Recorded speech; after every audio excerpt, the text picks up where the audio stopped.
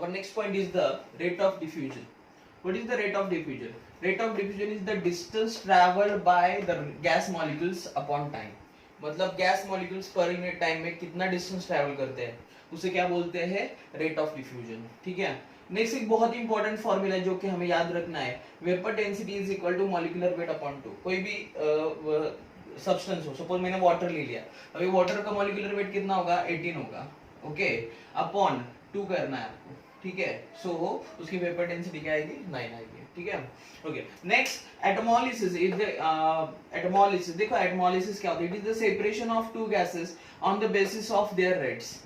Gases separate करना है on the basis of their rates, it is called as atomolysis. It is mainly used in the isotopes. Okay, हाँ, isotopes में ये use किया जाता है. ठीक है. These are the main formulas of the gas state.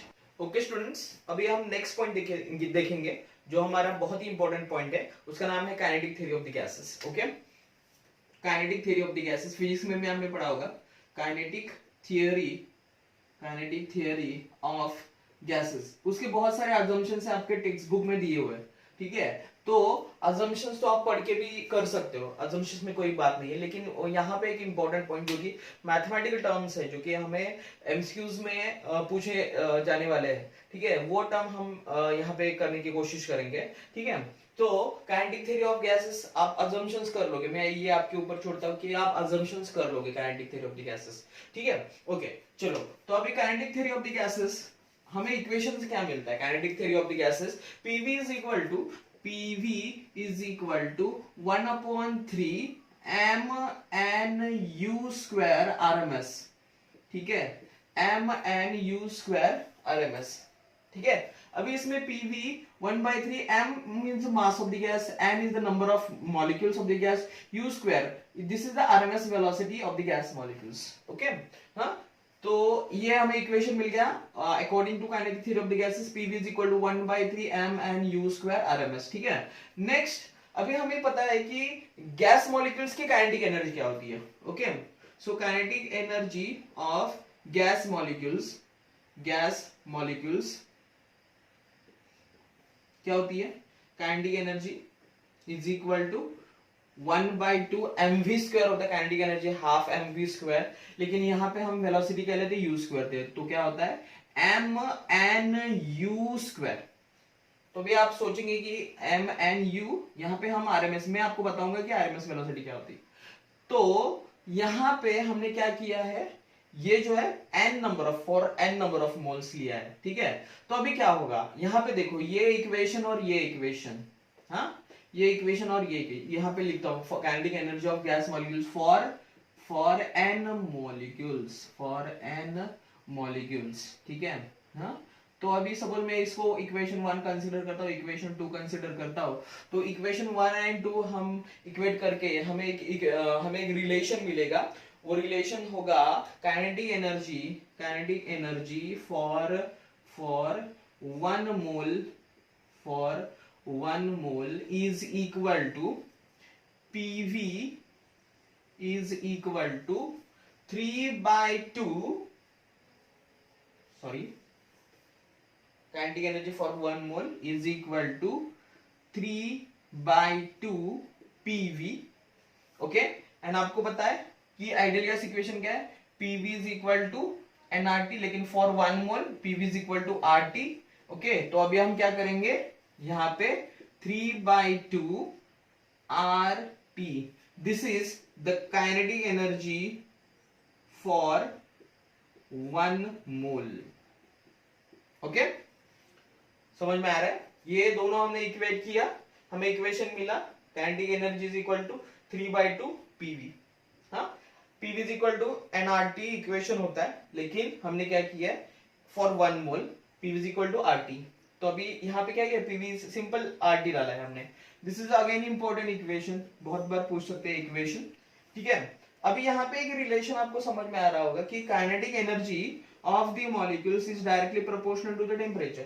मतलब जितना ज्यादा टेम्परेचर बढ़ेगा उतनी ज्यादा काइनेटिक एनर्जी बढ़ेगी। देखो आप कंसीडर करो ना, यहाँ पे क्या होगा, सपोज मैंने एक कंटेनर लिया है, ठीक है, नॉर्मल टेम्परेचर यहाँ पे सुबह 25 डिग्री सेल्सियस है और मैं टेम्परेचर यहाँ पे बढ़ा रहा हूँ, तो ये गैस मॉलिक्यूल्स क्या करेंगे, गैस मॉलिक्यूल्स हीट एब्सॉर्ब करेंगे और उनका मोशन जो है वो रैंडम मोशन बढ़ता जाएगा।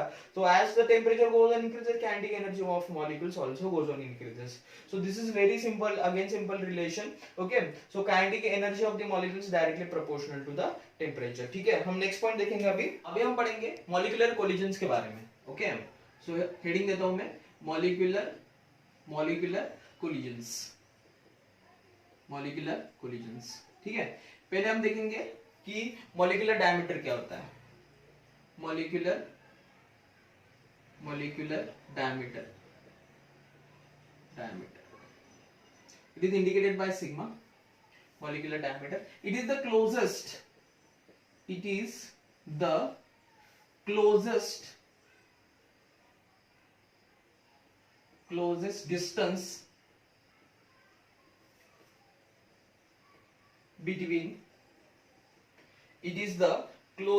distance between two molecules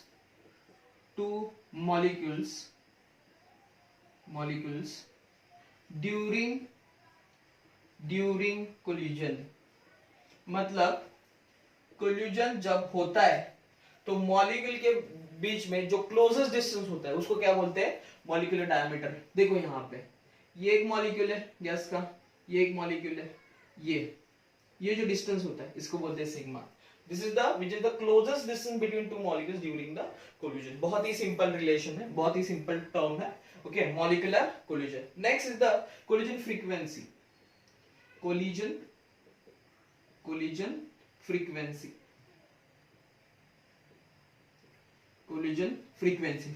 तो आपको पता है, ठीक है।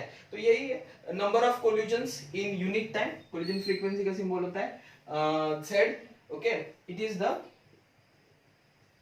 Is the number of collisions per unit time in per unit volume. समझ में आ रहा है? मतलब एक यूनिट वॉल्यूम में, यूनिट टाइम में कितने कोलिजन्स हो रहे हैं उसको क्या बोलेंगे, कोलिजन फ्रीक्वेंसी बोलेंगे। समझ में आ रहा है? यूनिट टाइम में, यूनिट वॉल्यूम में कितने कोलिजन्स हो रहे हैं उसको हम क्या बोलेंगे, कोलिजन फ्रीक्वेंसी बोलेंगे। Okay, next is the mean free path. Mean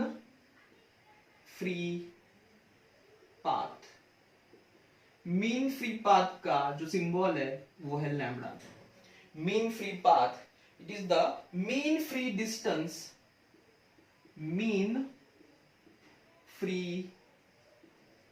distance available for gas molecules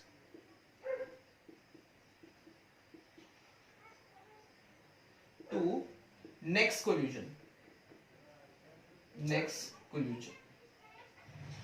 यानी इसका मतलब क्या, सपोज एक गैस मॉलिक्यूल है, उसका अभी कोलिजन हुआ, तो नेक्स्ट कोलिजन होने के लिए उसको कितना डिस्टेंस ट्रैवल करना पड़ रहा है, नेक्स्ट कोलिजन होने के लिए उसको कितना डिस्टेंस ट्रैवल करना पड़ रहा है, वो क्या होगा, mean free path, that is called as a lambda. ठीक है, तो अभी इसके लिए एक इक्वेशन है, हाँ, so lambda is equal to 1 upon root 2 pi N sigma square, 1 upon root 2 pi N sigma square. According to this equation आपको ये पता चल जाएगा कि lambda is inversely proportional to the sigma. मतलब जितना ज्यादा मॉलिक्यूलर डायमीटर होगा उतना कम मीन फ्री पाथ होगा, जितना ज्यादा मॉलिक्यूलर डायमीटर होगा उतना कम मीन फ्री पाथ होगा। ठीक है, okay. Next, lambda is proportional to T upon P।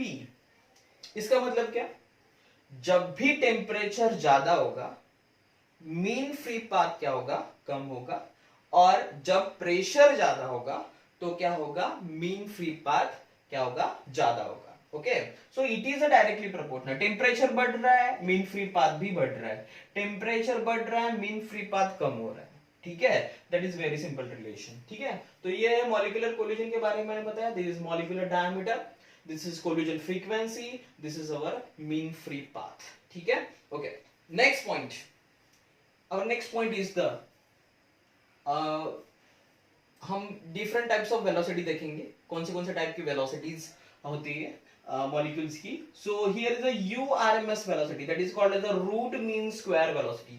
यूआरएमएस is the root mean square velocity. तो आपको ये तो पता चल गया होगा, यहाँ पे इक्वेशन है, रूट में मीन है और स्क्वायर है। ठीक है, so this is root mean square velocity.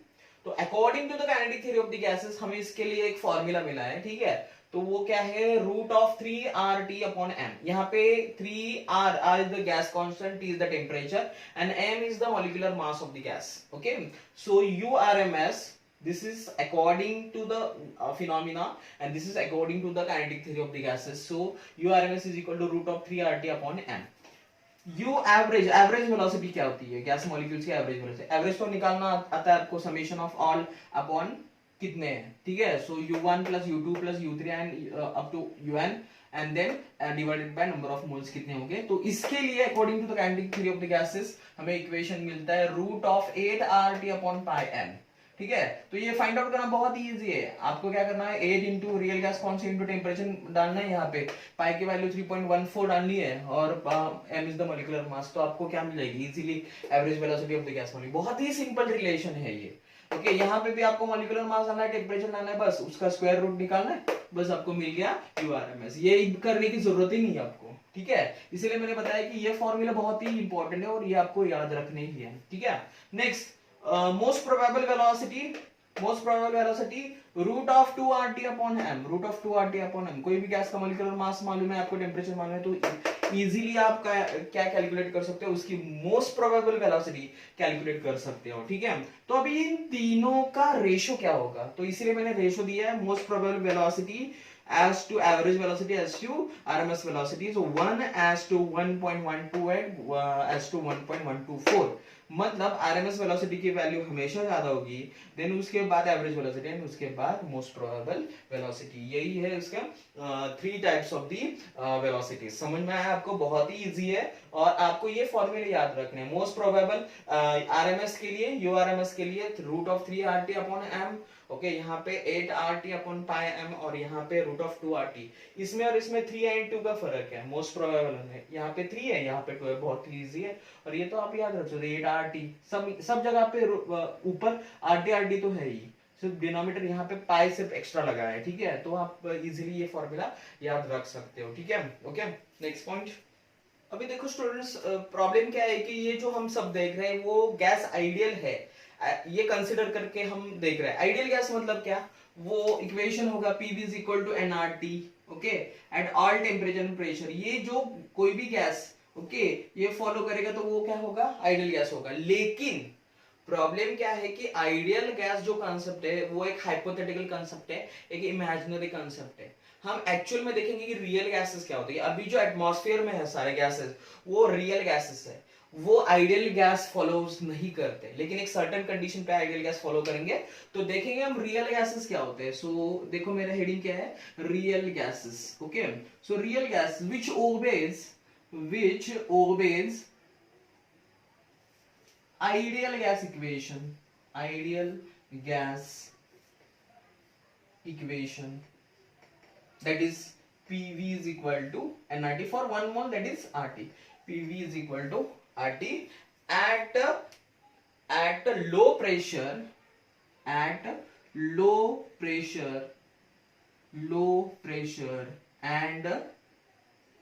high temperature मतलब जो रियल गैसेस होते हैं ना वो आइडियल गैस की तरह बिहेव कर सकते हैं, लेकिन कंडीशन क्या है कि प्रेशर क्या होना चाहिए, कम होना चाहिए, और टेम्परेचर क्या होना चाहिए, ज्यादा होना चाहिए। तो वही PV is equal to RT मिल सकता है। समझ में आया मैं क्या बोल रहा हूँ? मैं यही बोल रहा हूँ कि जो आइडियल गैस है वो एक हाइपोथेटिकल कांसेप्ट है, इमेजिनरी कंसेप्ट है, एक वो एग्जिस्ट नहीं करते। रियल गैसेस एग्जिस्ट करते हैं, मतलब जो हमारे एटमॉस्फेयर में गैसेस है, ऑक्सीजन, नाइट्रोजन, जो भी गैसेस है वो रियल गैसेस है। लेकिन real gases ideal gas equation follow नहीं करते। वो कौन से कंडीशन पे फॉलो करते हैं? PV is equal to RT कब फॉलो करते हैं? At low pressure and high temperature. समझ में आ रहा है? ओके, ठीक है। नेक्स्ट हम देखेंगे कि कंप्रेसिबिलिटी फैक्टर क्या होता है। नेक्स्ट देखो, कंप्रेसिबिलिटी फैक्टर, कंप्रेसिबिलिटी फैक्टर। देखो इक्वेशन बहुत सिंपल है। हमारा आइडियल गैस इक्वेशन क्या है? कंप्रेसिव फैक्टर का सिंबल है Z। Ideal gas equation PV is equal to RT। तो बहुत ही सिंपल है, Z is equal to PV by RT, PV by RT, बस। This is our compressibility factor Z। Compressibility factor मतलब कौन सा गैस कंप्रेस होगा, कौन सा गैस इजीली कंप्रेस होगा या नहीं, ये हमें बताएगा ये Z की value. That is called as a compressibility factor. ठीक है, हाँ। So Z is equal to PV by RT। हाँ, तो हम एक ग्राफ देखेंगे। इस ग्राफ के ऊपर आपको पता चल जाएगी कि कौन सा गैसेस कंप्रेसिबल है। यहाँ पे मैंने एक एक्स एक्सिस लिया है, एक वाई एक्सिस लिया है, अभी एक एक्स एक्सिस लेता हूं मैं। ठीक है, okay, this is our X axis, this is our Y axis. X axis पे लूंगा मैं प्रेशर, वाई एक्सिस पे लूंगा कंप्रेसिबिलिटी फैक्टर Z। तो अभी गैसेस देखो, ये हमारा गैस है, ये कर्व है हाइड्रोजन का, हीलियम का लूंगा मैं, हीलियम। ये हमारा जो कर्व है ये हाइड्रोजन का, H2 का। और ये देखो ये हमारे कर्व्स है, ये वाला, नेक्स्ट ये वाला ग्राफ, ये वाला ग्राफ। ओके, हाँ, ओके। नेक्स्ट देखो, ये हमारा गैस जो है वो O2 है, ये N2 है, nitrogen. This is our methane gas and this is our carbon dioxide gas. Okay, this is our graph for the compressibility factor. तो ये जो ग्राफ है ना, ये कंप्रेसिबल नहीं है। देखो यहाँ पे कंप्रेसिबिलिटी फैक्टर ज्यादा है, ठीक है, प्रेशर से। जैसे जैसे प्रेशर बढ़ रहा है वैसे वैसे ये कंप्रेसिबिलिटी फैक्टर बढ़ रहा है। लेकिन यहाँ पे क्या होगा? कंप्रेसिबिलिटी फैक्टर देखो, पहले ऑक्सीजन क्या होगा, कंप्रेसिबिलिटी फैक्टर डिक्रीज हो जाएगा, फिर अगेन बढ़ता बढ़ता बढ़ता जाएगा। यहाँ पे भी मतलब ये जो गैसेस है वो कंप्रेसिबल है। हाँ, ये जो गैसेस है वो कंप्रेसिबल। आपको तो कार्बन डाइऑक्साइड पता है, carbon dioxide is a compressible gas. आप जो कोल्ड ड्रिंक्स पीते हो, ओके, वहां पे कार्बन डाइऑक्साइड कंप्रेस किया होता है, okay, in the form of liquid. ठीक है, तो ये इजीली कंप्रेस है। यहाँ पे जो गैसेस है वो क्या है? कंप्रेसिबल है। और ये जो गैसेस है, हीलियम और हाइड्रोजन को कंप्रेस करना इतना आसान नहीं है। So these are the non compressible gases, these are the compressible gases. So we can find out the compressive factor Z by using compressive factor. कौन सा गैस कंप्रेसिबल है नहीं है, ये हम फाइंड आउट कर सकते हैं Z is equal to PV by RT में। यहाँ पे हम देखेंगे कि देखो, जिसकी Z की वैल्यू ग्रेटर देन 1 है, जिसकी Z की मतलब ये देखो, ये हमारा Z की वैल्यू ग्रेटर देन 1 है, वहां पे क्या ज्यादा होगा? PV by RT is greater than 1, obviously Z is greater than 1, so PV by RT is greater than 1. So they are less compressible. These gases are, they are less compressible, less compressible. So they cannot liquefy easily, they cannot liquefy, इनका liquefaction हो नहीं हो सकता easily. Okay, next, second graph, Z is less than 1. ये देखो, ये वाला oxygen वाला, नाइट्रोजन वाला, Z is less than 1, मतलब PV by RT is less than 1. So they are compressible, they are compressible. तो ये क्या होंगे? इजीली लिक्विफाई हो सकते, liquefy easily. Last third, Z is much less than 1. Okay, so they can be easily compressible, very easily compressible. मैं यहाँ पे very लगा था, very easily compressible. तो क्या होगा? लिक्विफाई तो बहुत ही इजी होगा, इसके कंपैरिजन में तो बहुत ही इजी होगा। ओके, सो जितना ज्यादा प्रेशर बढ़ोगा ना उतना ज्यादा वो लिक्विफाई होगा, ठीक है। तो this is our the compressive factor Z. Okay, so मैंने क्या बताया आपको, रियल गैसेस क्या होते हैं, कंप्रेसिव फैक्टर क्या होता है, और ये ग्राफ बताया। According to the graph we can find out according to the value of Z we can find out which gases are compressible and which are not. Okay, ठीक है।